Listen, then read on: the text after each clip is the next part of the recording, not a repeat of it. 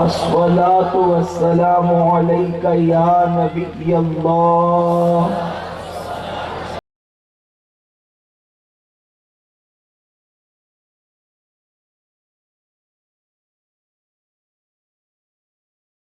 وعلى آلك وأصحابك يا نور الله صلى الله تعالى عليك وسلم.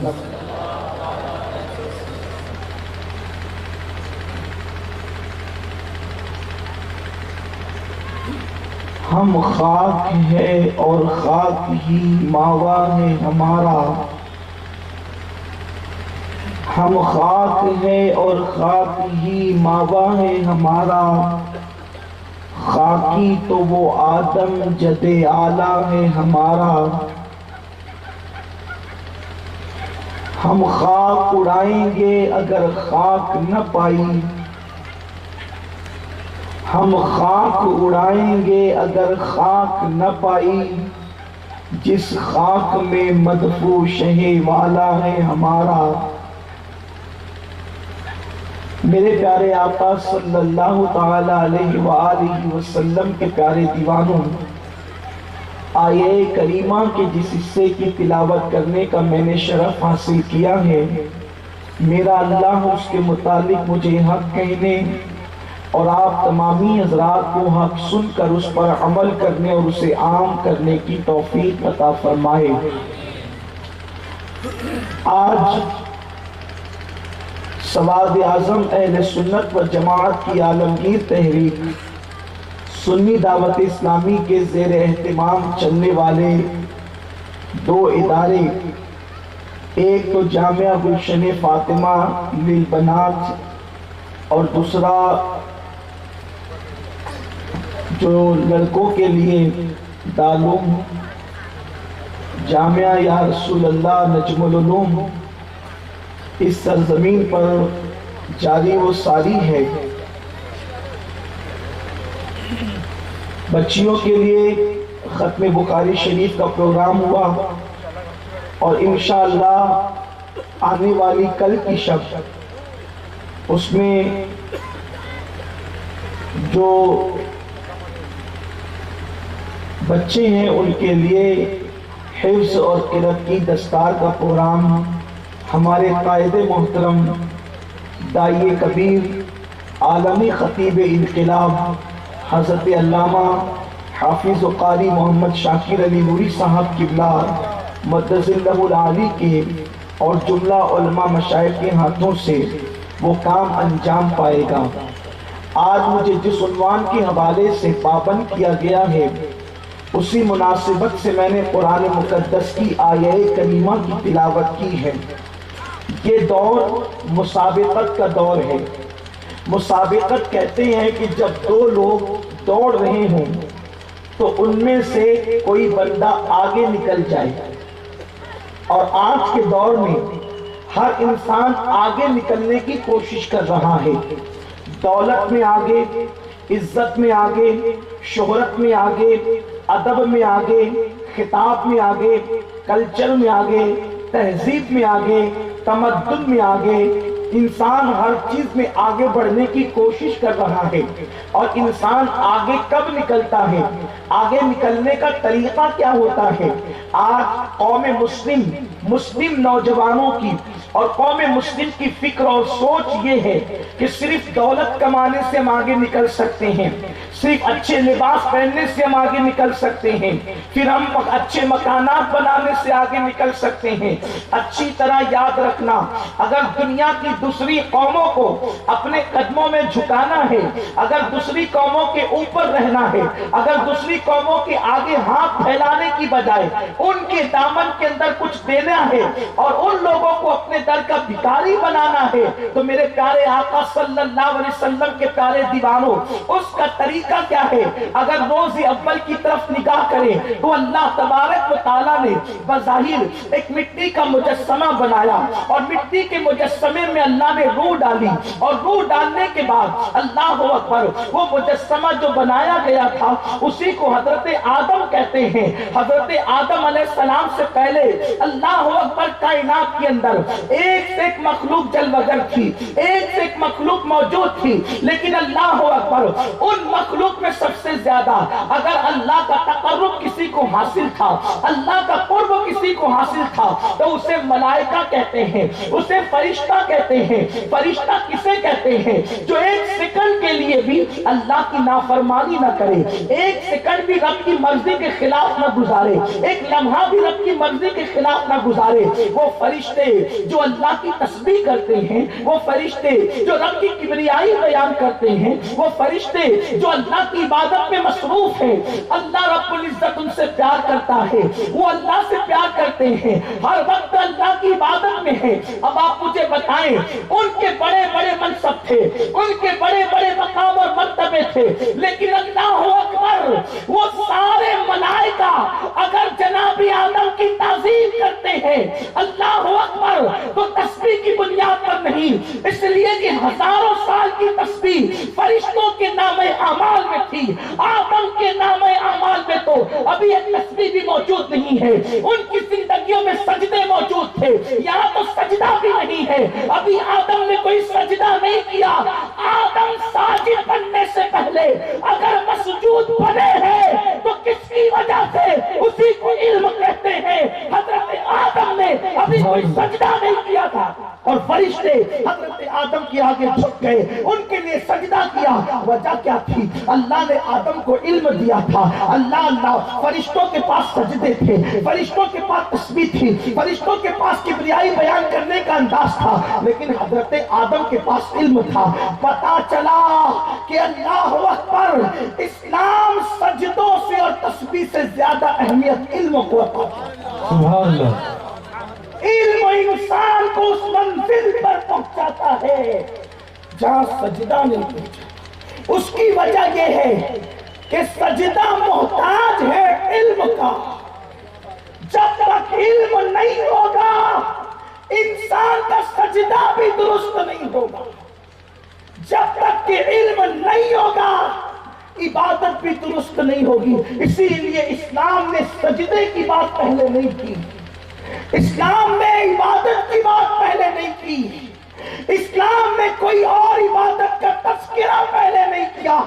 ہرا کی وادیوں میں آمنہ کے لال پر سب سے پہلے جو وحی آتی ہے وہ سجدے کے لیے نہیں آتی، بلکہ حد تو یہ ہے کہ حضور علیہ السلام پہ جو سورہ مبارکہ سب سے پہلے نازل ہوئی، توجہ فرمائے، نعرہ تکبیر، نعرہ رسالت، نعرہ تکبیر، نعرہ رسالت، مفتی اعظم برار، مفتی اعظم برار، نعرہ تکبیر، نعرہ رسالت، سنی دعوت اسلامی، علماء اہل سنت، مسلک اعلی حضرت۔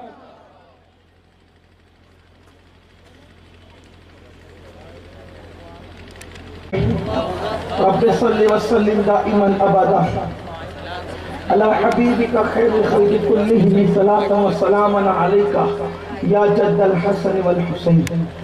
ہماری جماعت کے ایک عظیم عالم دین برار کی سرزمین پر جن کے انگنت احسانات ہیں اور اہل برار جس کے احسان تلے ہمیشہ ہمیش دبے رہیں گے، وہ ہستی یعنی حضرت اللہ مفتی اعظم برار کی ہستی ہمارے منبر پر جلوہ گر ہے۔ اللہ حضرت کو خیر کے ساتھ عمر خضر عطا فرمائے۔ ایک بار بلند آواز سے عاشقوں کی طرح درود شریف پڑھ لیں۔ رب صلی وسلم دائما ابدا علی حبیبک خیر الخلق کلہم۔ اگر آپ کی طبیعت پہ گرا نہیں گزرتا تو وہ جو ادھر دور بیٹھے ہوئے لوگ اگر قریب آ جائے تو بڑی نوازش ہوگی۔ آپ سے کہہ رہا ہوں ادھر وہ والے ماشاءاللہ تشریف لائے، قریب آ جائیں ادھر، وہ جو دور ادھر کنارے پہ بیٹھے ان سے بھی گزارش ہے درود شریف بلند آواز سے ایک بار اور پڑھ لیں۔ رب صلی وسلم دائما ابدا علی حبیبک خیر الخلق کلہم۔ میری طرف دیکھ کر ایک بار بلند آواز سے درود شریف پڑھتے ہیں۔ اللہ رب محمد صلی اللہ علیہ وسلم، نحن بعد محمد صلی اللہ علیہ وسلم۔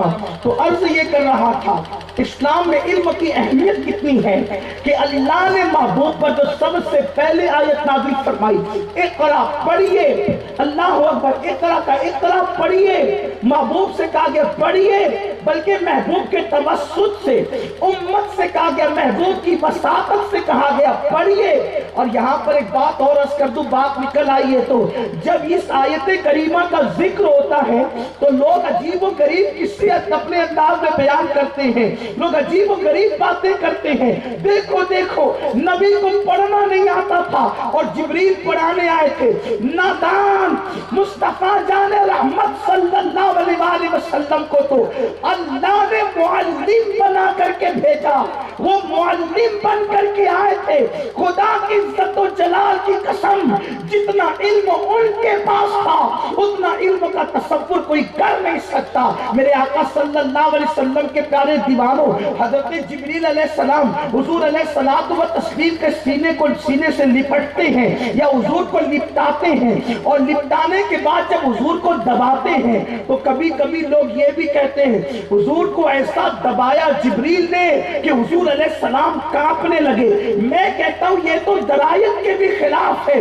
اس کی وجہ یہ ہے کہ ایک بندے کا آپ ہاتھ دبائیں اور وہ کہے تو کیا آپ دوبارہ اس کا ہاتھ دبانے کی کوشش کریں گے کہ دوبارہ جس کا ایک مرتبہ میں ہاتھ دب جائے اور چیخ نکل جائے آپ اس کو دوبارہ نہیں دباتے؟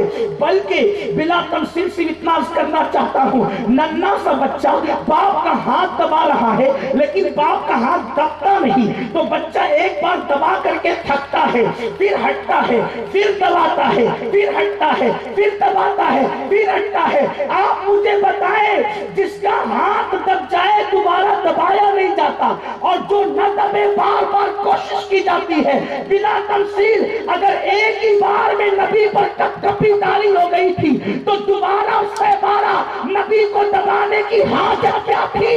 اللہ اکبر، یہ نبی کی طاقت ہے کہ جبریل نے جب دبایا تو جبریل تھک گئے اور تھک کر کے پیچھے ہٹ گئے اور اس کے بعد سبحان اللہ، سبحان نعرہ تکبیر، نعرہ رسالت، سید امیر القاری صاحب قبلہ۔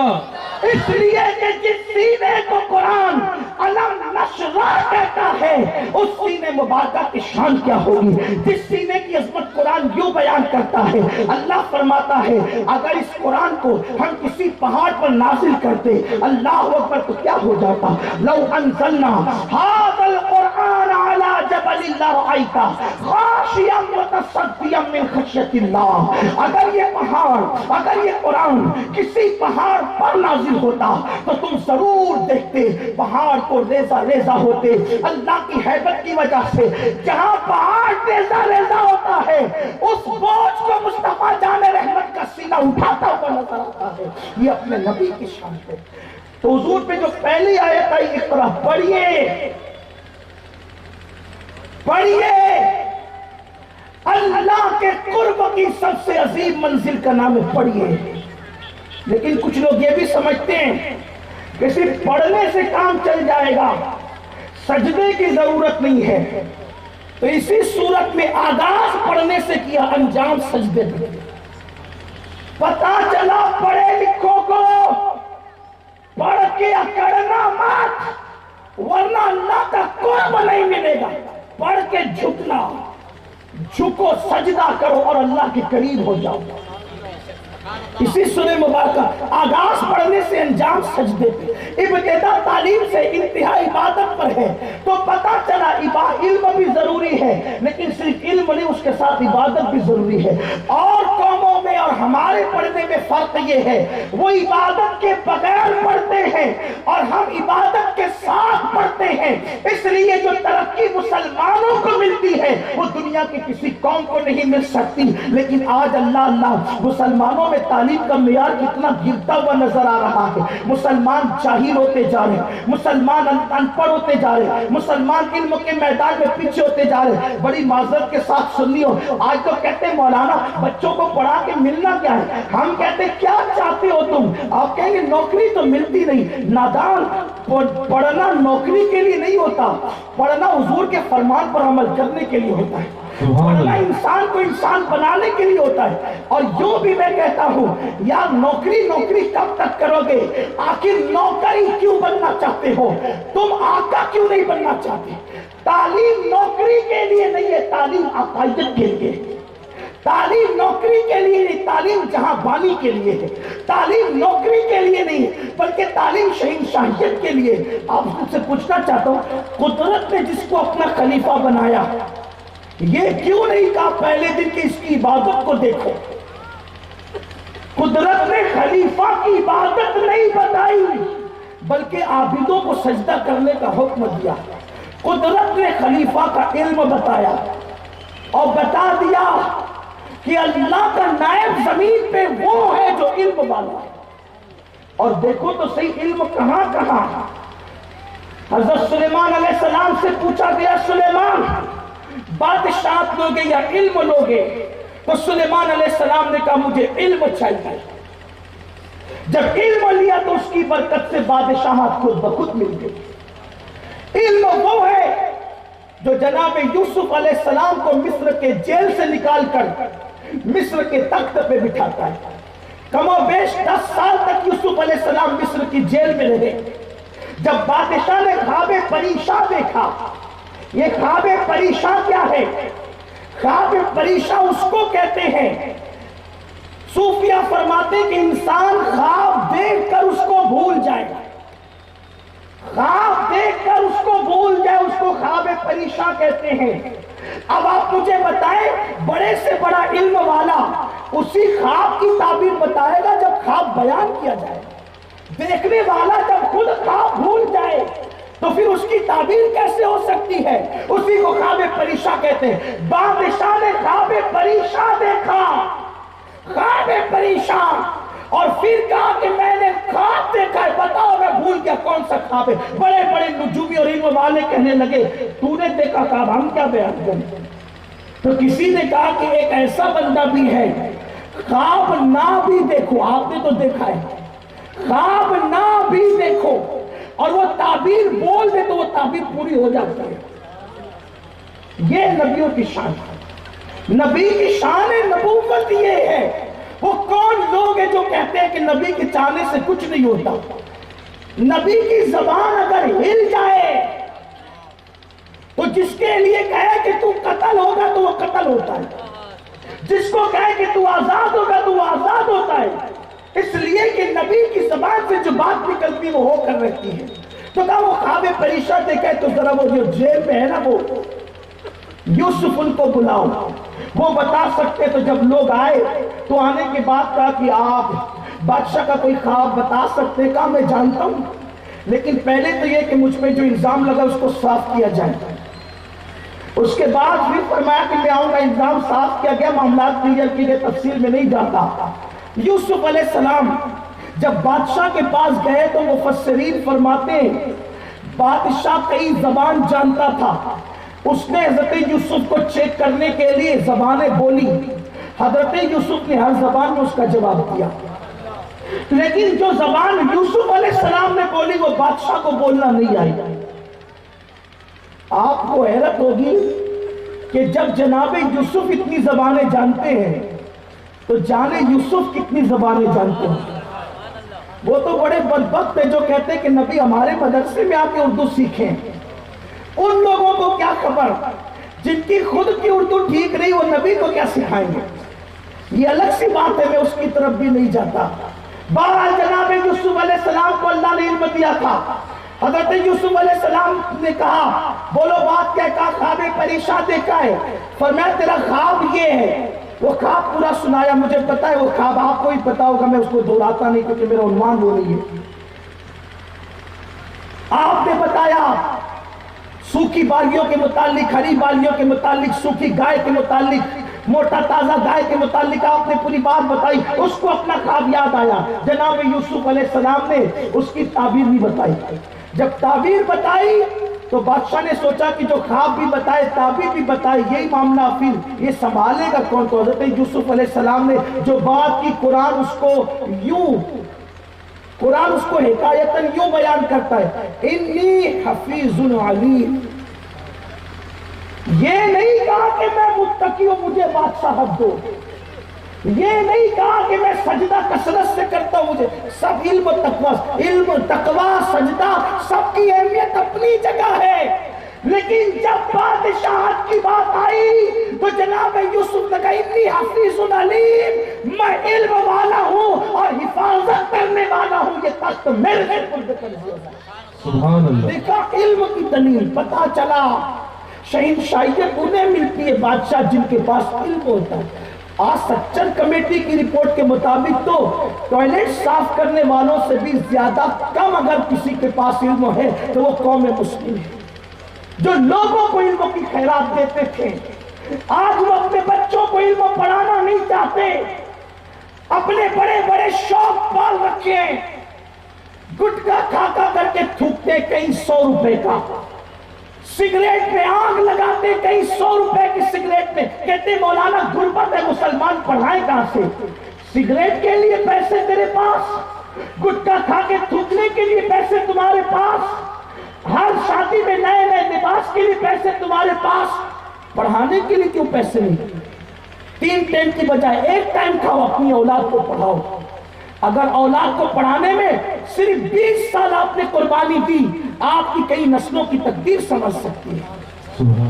ہم کیوں علم پہ توجہ نہیں دیتے؟ شیر خدا مولائے کائنات علی مرتضیٰ فرماتے ہیں جو علم تمہارے ماں باپ نے تمہیں دیا ہے اس سے بڑھ کر علم تم اپنی اولاد کو دو، کیونکہ تمہارے دور سے فارورڈ دور اگر کسی کا ہے، بہت زیادہ تیز رفتار دور کسی کا ہے تو وہ تمہاری اولاد کا دور ہے۔ اور آپ اس کو مولائے کائنات کے فرمان کو آنکھوں سے دیکھ لو، ہمارے بچپنے میں موبائل کا نام لیتے اپنے کو نہیں آتا تھا، اور آج 2-2 3-3 سال کے بچے موبائل چلا رہے ہیں۔ پتا چلا ہمارے بچوں کا دور بولو تیز ہے کہ نہیں ہے؟ میرے پیارے آقا علیہ السلام کے پیارے دیوانوں، ہمارے 2-3 سال کی عمر میں ہم انگلش نہیں بول سکتے تھے، ہمارے بچے انگلش بول رہے ہیں۔ اس کی وجہ کیا ہے؟ دور بڑی تیزی سے آگے بڑھ رہا ہے۔ مسلمانوں تم پیچھے کے پیچھے رہ جا رہے ہو۔ آج تمہاری شادیوں میں لاکھوں کے خرچے، تمہارے فضول خرچ، تمہارے معاملات، اس پہ کنٹرول کرو، اپنی دولت کا صحیح استعمال کرو، دولت کا مس یوز مت کرو، اپنی اولاد کو پڑھاؤ۔ آپ جانتے ہیں جب تک مسلمان پڑھتا رہا، مسلمان ترقی کرتا رہا، لوگ کہتے ہیں یار پڑھے لکھوں کی کیا قدر ہے، ہم کہتے ہیں ایسے بن جاؤ کہ تمہیں نوکری ڈھونڈنا نہیں پڑے، نوکریاں تم کو ڈھونڈے، قوم کی ضرورت بنو، قوم پہ بوجھ مت بنو۔ آج یہ آپ کو بتاؤں، آج اگر کوئی مالدار بنتا ہے وہ تو اپنی اولاد کو پڑھانا ہی نہیں چاہتا، وہ کہتے ہیں یار میرے گھر کا کاروبار ہے، میں بہت دولت مند ہوں، اب میں نے 10ویں 12ویں پڑھا لی ہے، بس حساب کتاب آ گیا، اب اس سے زیادہ کیا پڑھانا۔ یاد رکھو مسلمانوں، تم بادشاہ ہو کر بھی اپنی اولاد کو پڑھاتے تھے، اپنی اولاد پہ توجہ دیتے تھے۔ اچھا ایک بات یہ، جو مالدار اپنی اولاد کو پڑھاتے وہ صرف دنیاوی تعلیم پڑھاتے، دینی تعلیم نہیں پڑھاتے۔ ڈاکٹر کو بسم اللہ صحیح پڑھنا نہیں آتی، سب ڈاکٹر ایسے نہیں، ڈاکٹر لوگ برا نہیں مانے۔ انجینئر لوگوں کا حال یہ ہے، کھڑے ہو کر کے پیشاب کرتے، سب ایسے نہیں ہے۔ جنہوں نے دین نہیں جانا، جنہوں نے دین نہیں سیکھا، میں چاہتا ہوں سنی دعوت اسلامی کا مقصد ہے، علماء اہل سنت کا مقصد ہے، آپ کا بچہ وکیل بنے، ڈاکٹر بنے، انجینئر بنے، ٹیچر بنے، لیکن مسلمان پہلے بنے، پہلے علم دین حاصل کرے۔ دیکھو ہمارے بادشاہوں نے، جنہوں نے اسی غیر منقسم ہندوستان پر صدیوں حکومت کی ہے، صدیوں حکومت کی ہے، ان لوگوں کے پاس تعلیم کا معیار کیا تھا؟ آج ہم بچوں کو پڑھاتے نہیں۔ آپ نے نام رضیہ سلطانہ کا سنا ہے؟ ہندوستان کی تاریخ پڑھ کر کے دیکھیں، مورخ نے کہاں تک انصاف کیا مجھے نہیں پتا، میری حیثیت ناقل کی ہے۔ یہ رضیہ سلطانہ بیٹی ہے سلطان شمس الدین التمش کی۔ کس کی بیٹی ہے؟ سلطان شمس الدین التمش کی۔ رضیہ سلطانہ اسکول کے تاریخ کے نصاب میں اس کی زندگی شامل ہے، ابھی کا نہیں، تازہ ترین سلیبس کے بارے میں مجھے نہیں پتا، جب تک میں پڑھتا تھا مجھے پتا ہے رضیہ سلطانہ کی زندگی اسکول میں کسی نہ کسی کہیں نہ کہیں اعتبار سے پڑھائی جاتی تھی۔ یہ رضیہ سلطانہ کو ہم ایک ایسی خاتون کی حیثیت سے دیکھتے ہیں جو جنگ میں جو ہے وہ کمانڈر کی حیثیت سے جو ہے وہ رہنمائی کرتی ہوئی نظر آتی ہے، فوج کی حوصلہ افزائی لڑائی کرتی نظر آتی ہے، ملکوں کو فتح کرنے کا پلان پیش کرتی نظر آتی ہے، لیکن رضیہ سلطانہ کی ایک علمی حیثیت یہ بھی ہے کہ رضیہ سلطانہ کے دور میں ہندوستان کے بڑے بڑے محققین علم دین کے مسئلے میں جب الجھ جاتے تھے تو پردے کے پیچھے سے دلی کی سرزمین پر جا کر پردے کے پیچھے سے رضیہ سلطانہ سے مسئلہ دریافت کرتے تھے، اور وہ رضیہ سلطانہ وہ مسائل جس کو محققین رات و دن کی کتابوں کی ورق گردانی سے حل نہیں کر سکتے تھے، وہ چلتے پھرتے اس مسئلے کا جواب دے کر کے ام المومنین عائشہ صدیقہ کی یاد کو تازہ کر دیا کرتی تھی۔ مفتی چار ملت سیدہ عائشہ صدیقہ کی وہ ذہانت کی یادوں کو تازہ کر دیا کرتی تھی۔ میرے پیارے آقا علیہ السلام کے دیوانوں، آج تھوڑی سی دولت آئے تو ہم علم نہیں پڑھاتے اپنے بچوں کو، علم دین، نہ دنیا کا علم نہ دین کا، اور جو پڑھاتے وہ دنیا کا مگر علم دین نہیں۔ مگر آپ دیکھیں ہندوستان کا بادشاہ شمس الدین التمش کی بیٹی اپنے وقت کی عظیم مفتیہ ہے۔ اس کے بعد آپ دیکھیں شاہ جہاں کے دور میں آئے، شاہ جہاں نے کیا اچھا کیا کیا غلط کیا مورخین نے سب پیش کیا ہے، لیکن میں اس کی طرف نہیں جاتا۔ شاہ جہاں کے بیٹوں میں دیکھیں آپ دارا شکوں کو دیکھیں، دارا شکوں نے شطحیات کی وہ باتیں جو اولیاء اللہ نے عالم شکر میں کہا، بڑے بڑے اہل علم اس کا ترجمہ کرنے سے قاصر ہیں، بلکہ صوفیہ نے جب اس پر شطحیات پر گفتگو کی بات آئی، ایک جگہ بحث ہو رہی تھی تو کچھ لوگوں نے کہا کہ وہ فلاں بزرگ نے ولی نے شکر میں یہ کہا، اس کا مطلب کیا، اس کا مطلب کیا، اس کا مطلب کیا، تو کتے بھونک رہے تھے۔ ایک صوفی بزرگ نے کہا یہ کتا کیا کہتا ہے، تو کہا کہ ہمیں نہیں معلوم کیا کہتا ہے۔ تو اس وقت تو صوفی بزرگ نے کہا یار جب کتا اپنی مستی میں کوئی بات کہے تو اس کا مطلب تمہیں نہیں پتا، تو اللہ کا دوست اپنی مستی میں بات کہے تو اس کا مطلب تمہیں کیسے پتا ہو سکتا ہے؟ تم اللہ والوں کی باتیں سمجھنے سمجھانے کی صلاحیت کب سے لے کر کے آئے ہو؟ آپ تو غور کریں، شطحیات کی باتوں کی ترجمانی کرنا اتنا مشکل تھا، لیکن شہزادہ دارا شکو کو خدا نے وہ علم عطا فرمایا تھا، اس نے اس عنوان پر پوری کتاب لکھی۔ غور کریں، یہ بغیر علم کے نہیں۔ اب دارا شکو کا علمی معیار کیا تھا یا اس کے مائنس پلس معاملات کیا تھے، اس کے یہاں ڈسکس کرنے کی جگہ بھی نہیں ہے، نہ اس کا ٹائم ہے۔ وقت ہوگا تو اس پر بھی گفتگو کی جائے گی کہ وہ کتنا کیا تھا، لیکن بہرحال اس نے کتاب لکھی، سلسلے قادریہ میں وہ وابستہ تھا۔ شیخ عبداللہ محدث دہلوی سے اس کو بے پناہ عقیدت تھی، اللہ اکبر، اور اس نے اولیاء اللہ کی زندگی پر بھی کتاب لکھی ہے۔ میرے آقا علیہ السلام کے دیوانوں، اس کے بعد پھر دیکھیں سرکار غریب نواز کی زندگی پر آپ کوئی کتاب اٹھا کے پڑھ لیں۔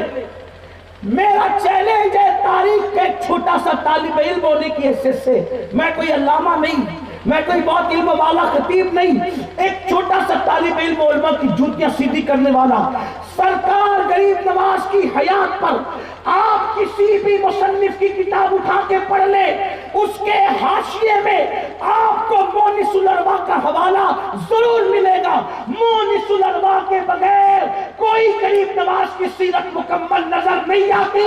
یہ مونس الارواح لکھنے والا کون ہے تو پتہ چلے گا کہ شاہ جہاں کی بیٹی جہاں آرا بیگم ہے جس نے مونس الارواح لکھی ہے۔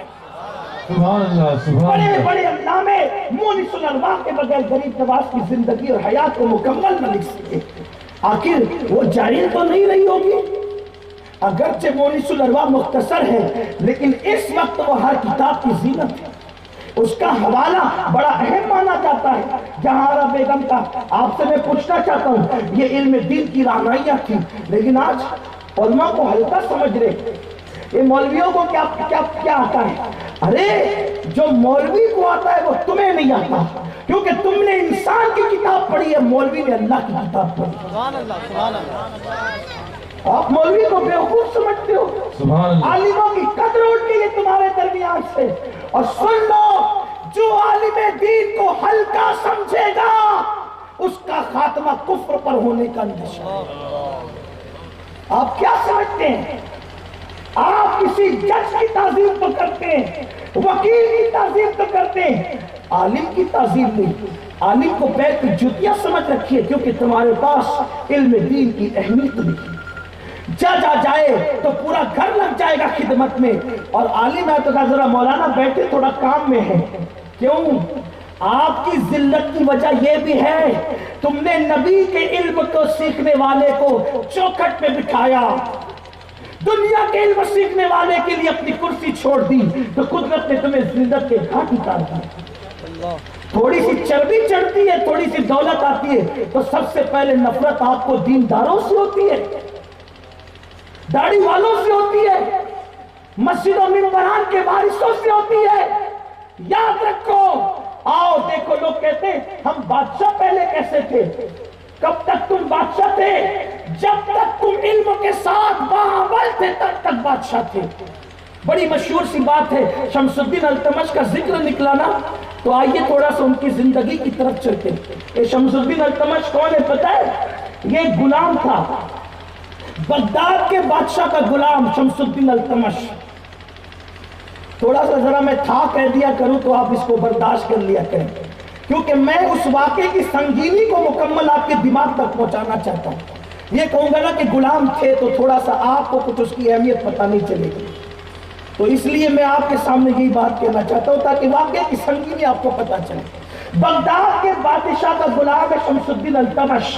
دھیان دینا، اچل پور والوں، غازی اسلام علی کے بیٹے کے قدموں میں بیٹھ کر ذکر مصطفیٰ، تعلیمات مصطفیٰ سننے والوں، اچل پور کے سنی مسلمان بڑے خوش نصیب ہیں کہ وہ رہتے ہیں تو اس کی حکومت میں رہتے ہیں جو علی کا بیٹا ہے۔ نعرہ تکبیر، نعرہ رسالت کی حکومت میں رہتے ہیں، اور آج بھی یار جو مر جاتا ہے لوگ اس کو کارپوریٹر ماننے کے لیے تیار نہیں۔ 1100 سال ہو گئے زمین کے اندر جانے کے لیے، آج بھی لوگ شہید شاہ کہتے ہیں۔ پتا چلا کہ جس کو اقتدار نبی عطا کرتے ہیں صدیاں بیت جاتی ہے اقتدار کا۔ نعرہ تکبیر، نعرہ رسالت، شہنشاہ برار دولہ عبدالرحمن غازی۔ غازی عبدالرحمن دولہ کے قدموں میں بیٹھ کے سننے والوں سنو، شمس الدین التمش غلام ہے، غلام بغداد کے بادشاہ کا۔ بادشاہ کو ایک ضروری کام آیا، اس نے کہا جلدی سے گھوڑا لے، استبل سے جنگجو گھوڑا، اور فوراً بھاگتے دوڑتے جا کام میرا کر کیا۔ عام طور پہ ایسا ہوتا ہے نا، ہم جلدی بچوں کو اپنی بائک نہیں دیتے، لیکن کام ارجنٹ آ جائے تو ہمیں کہتے بیٹا ذرا جلدی چابی لے، میری بائک لے کے جا جلدی سے کام کر کے، ہے نا، اجلت جو ہوتی ہے نا، ورنہ عام دنوں میں مان لیا میرا بیٹا گر جائے گا نا تو یہ ہو جائے گا، وہ ساری چیزیں ہوتی ہے، لیکن جب کام آ جائے تو خود چابی لے، بیٹا ذرا جلدی سے کام کر کے، کیونکہ کام جلدی چاہیے نا، اس کی سنگینی بہت جلدی سے تجھے واپس آنا۔ جلدی سے استبل سے گھوڑا لے، عربی گھوڑا، اور دوڑاتے جا جلدی سے کام کر گیا۔ کہتے ہیں تاریخ میں آتا ہے کہ یہ شمس الدین التمش جس کے چہرے پہ ابھی داڑھی نہیں نکلی تھی، جوانی کی شروعات تھی، جوانی کی ابتدا بھی تھا، غلام تھا لیکن اچھے گھرانے کا آدمی، حالات نے غلام بنا دیا تھا، حادثات نے غلام بنا دیا تھا، حوادث روزگار نے غلام بنا دیا تھا۔ یاد رکھنا، اچھے خاندان کے لوگ غلام رہے تو بھی کردار اعلیٰ رہتا ہے، اور برے خاندان کے لوگ آقا بن جائے تو بھی کردار اعلیٰ نہیں رہتا۔ دراصل خاندانی معاملات بھی بڑے عظیم ہوتے ہیں۔ تو کہا کہ جلدی سے گھوڑا لے جائے، گھوڑا لے کے چلا۔ شمس الدین ابتدائی جوانی ہے، ایک اوٹے پر دو نورانی چہرے والے ولی ایک درخت کے نیچے بیٹھ کے باتیں کر رہے ہیں۔ ایک کا نام ہے قطب الدین بختیار کاکی، دوسرے کا نام ہے شیخ شہاب الدین عمر سہروردی۔ سبحان اللہ۔ شمس الدین نے دیکھا دو ولی زمین پہ بیٹھے ہیں اوٹے پہ، اور میں گھوڑے پہ جاؤں، بے ادبی ہے اولیاء کی، اولیاء کی بے ادبی ہے۔ کہا دیر سے بادشاہ کے پاس پہنچوں گا، ڈانٹے گا ڈانٹ سن لوں گا، مارے گا مار کھا لوں گا، لیکن ولی زمین پہ بیٹھا ہو، میں گھوڑے پہ جا نہیں سکتا۔ ولی کے ادب میں وہ گھوڑے سے اترا اور گھوڑے کی لگام پکڑ کے پیدل سر جھکا کے جانے لگا۔ بابا قطب نے دل کی بات دل سے جان لی، فرمایا شہاب الدین دیکھو دلی کا بادشاہ جا رہا ہے۔ نعرہ تکبیر، نعرہ رسالت، سید امیر القادری صاحب قبلہ، شہاب سنی دعوت اسلامی۔ الدین دلی کا بادشاہ جا رہا ہے، کوئی کھڑا تھا کہا حضرات یہ دلی کا بادشاہ نہیں ہے، یہ تو بغداد کے بادشاہ کا غلام ہے۔ بابا قطب نے کہا اللہ کے بندے کی، اللہ کے ولی کی جس نے تعظیم کی اب وہ غلام نہیں رہتا، اب اسے بادشاہ مل کر کے رہتا۔ نعرہ تکبیر، نعرہ رسالت، سنی دعوت اسلامی۔